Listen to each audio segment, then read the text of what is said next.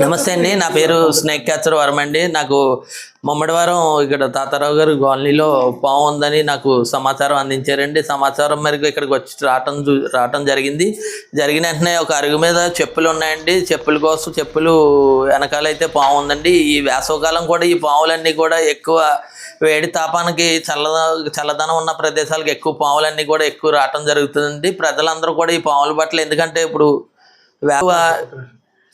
ఇక్కడ పాము చెప్పుల్లో ఉందండి. ప్రజలందరూ కూడా చూసుకోకుండా చెప్పుల దగ్గరికి అయ్యి వెళ్ళటం వల్ల ప్రమాదాలు కూడా ఎక్కువ జరుగుతాయండి. ఎందుకంటే ఈ వెచ్చదనానికి పాములన్నీ కూడా ఎక్కడ చల్లగా ఉంటే అక్కడికి చెప్పుల్లోని బూట్లలోని అలాగే ఎక్కువ టైల్స్ ఉన్న గచ్చు మీదకి అయ్యి పాములు ఎక్కువ రావటం జరుగుతుందండి.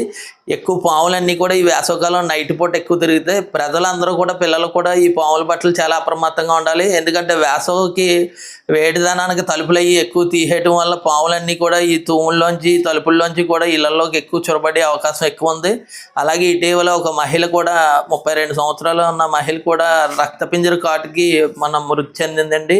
ఎందుకంటే పొలాన్ని ఏవో కొబ్బరాకులు ఉంటాయని లేకపోతే డొలకల కోసం అని పొలాల్లోకి అవి వెళ్తూ ఉంటారు. ఆ డొలకల్లోని ఎక్కువ కొబ్బరాకుల్లో కూడా ఈ వేడికి తట్టుకోలేక చల్లదనం కోసం ఉంటాయి.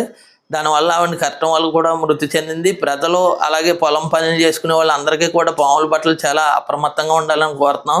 ఎక్కడైనా పాము వస్తే మటుకు మాకు వెంటనే సమాచారం అందించండి.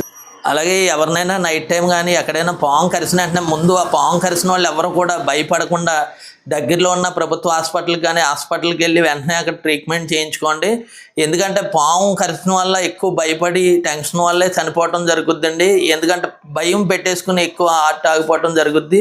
ప్రజలందరూ కూడా పాము కరిసిన పక్క వాళ్ళు కూడా వాళ్ళకి ధైర్యం చెప్పి అప్పటికప్పుడు హాస్పిటల్కి అయితే తీసుకెళ్ళండి. తీసుకెళ్తే వాళ్ళకి ఎటువంటి ప్రమాదం జరగదు. ప్రజలందరూ కూడా ఈ వేసవకాలం మటుకు చాలా జాగ్రత్తగా ఉండాలని కోరుకుంటున్నానండి. మీ స్నేక్ క్యాచర్ వర్మ.